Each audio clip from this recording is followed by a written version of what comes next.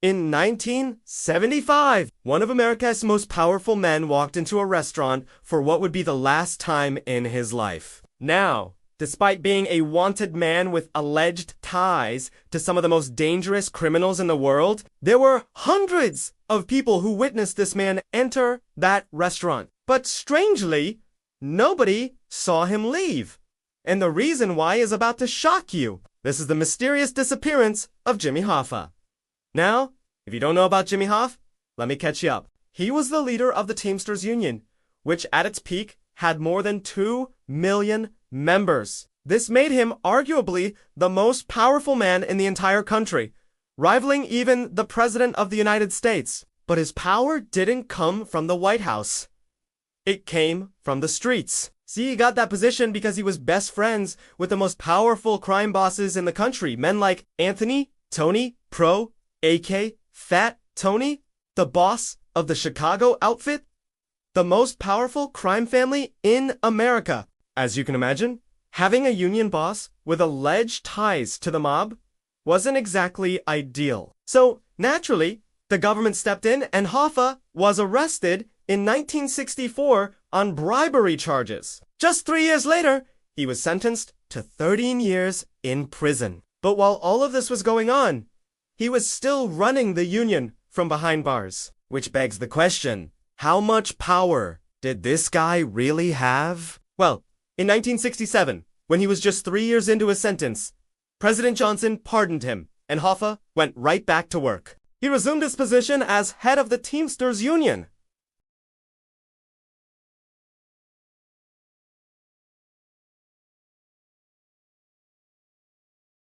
And he got right to work cementing his power once again. But it didn't take long for the feds to come knocking again. In 1971, he was indicted for jury tampering, racketeering, extortion, and conspiracy. At first, he tried to fight the charges, but after seeing the overwhelming evidence against him, he decided to plead guilty and was sentenced to 4 years in prison. But the crazy thing is, even from prison, he was still able to retain control over the Teamsters Union.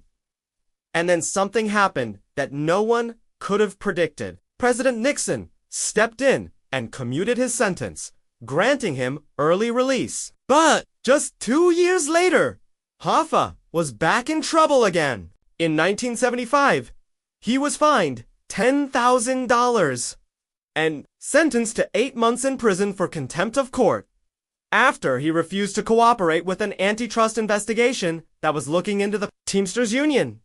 Once again, he served just 4 months of that sentence before being released. And now we get to the events that took place on July 30th, 1975. The day that Jimmy Hoffa disappeared. You see, at around 2 p.m. that afternoon, witnesses reported seeing Hoffa arrive at the Matches Red Fox restaurant in Detroit, Michigan. He had just come from one of his lawyer-ass offices where he met with his legal team regarding a case in Cleveland. But unfortunately, the meeting didn't go well, and Hoffa was in a foul mood when he arrived at the restaurant. Witnesses say they saw him enter the restaurant and shake hands with several individuals, including Anthony Giacalone, a powerful figure in the Detroit Mafia.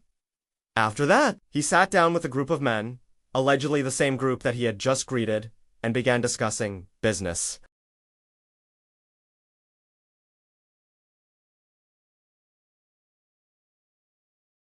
What we do know is that about 45 minutes later, at around 3:45 p.m., witnesses reported seeing Hoffa leave the restaurant. But as odd as it may sound, that's the last time anyone ever saw him. Despite hundreds of people entering and exiting the restaurant that day, not a single person claimed to have seen him leave. As the minutes passed, it became clear that something was wrong. Hoffa's son, James Jr., called the police at around 9 p.m.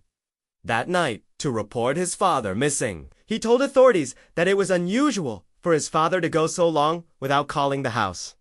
So something must be wrong. Police searched the area for several hours but found no sign of Hoffa. They eventually discovered his car abandoned along Interstate 75, but still, there was no sign of Hoffa. The next morning, a massive search effort was launched, involving hundreds of police officers. but they turned up nothing. Authorities interviewed everyone who had been at the restaurant that day, but none of them had seen him leave. Some said they saw him get into a car with 2 other men, but no one could agree on what kind of car or which direction it went. To make matters worse, the surveillance footage from the restaurant mysteriously stopped working that day. With no leads, the FBI took over the investigation, but even they were baffled. Was this a case of foul play, or had Hoff simply run away? The initial assumption was that he had been kidnapped by the mob. After all, he had been a known associate of theirs for decades. And he had been involved in some very shady dealings over the years. Plus, the fact that his car was found abandoned on the side of the highway suggested that he had been taken against his will. One of the prevailing theories is that the mafia had caught wind of Hoffa's cooperation with the government in the antitrust investigation and decided to send a message by killing him. The theory goes that they hoped to send a message to other union leaders that they should uncooperate with the government or else they would be next. Several members of the mafia were questioned, but none of them had any information. Another popular theory is that Hoffa's body was buried under the new Pontiac Silverdome. Now, this may sound far-fetched, but hear me out. See, when the stadium was being built in 1975, construction workers kept finding human bones on the site. At first, they assumed it was the remnants of Native Americans who had lived in the area centuries ago. But as they continued digging, they found more and more bones. So many that it became clear this was no ancient burial ground. Eventually, they called in the FBI and they discovered that the bones belonged to several people who had been killed and buried in the area during the 1940s and 50s. The person responsible was Anthony Johnson, the same man who was seen talking to Hoffa at the restaurant. But when the FBI dug up the site, they found no sign of Hoffa. Another interesting lead came in 1982 when a former hitman for the mafia, Anthony, Tony, Jack, Greco, claimed that he had helped bury Hoffa's body in a secret location in Michigan. But when the FBI searched the area, they came up empty. Since then, dozens of people have come forward claiming to know what happened to Hoffa's body, but none of them have been able to lead the FBI to it. Some believe that Hoffa was killed by the mafia, while others believe that he was killed by the government. Now, to be honest, I think that both of these theories are plausible. On the one hand, Hoffa had been a thorn in the side of the mafia for years, and they had wanted him dead for a long time. On the other hand, he was also a known government informant and had provided them with valuable information about the mafia. So it's possible that the government wanted him dead as well. What makes this case so difficult to solve is the fact that no one knows which theory is true, and even if they did, the statute of limitations has long since expired. So no one is going to go to prison for it. Ultimately, we may never know what happened to Jimmy Hoffa. But one thing is for sure, his disappearance is one of America's greatest unsolved mysteries. So I ask you, do you think Hoffa was killed by the mob or by the government? Or do you think he faked his own death and ran away? Let me know your thoughts in the comments below. And as always, thanks for watching.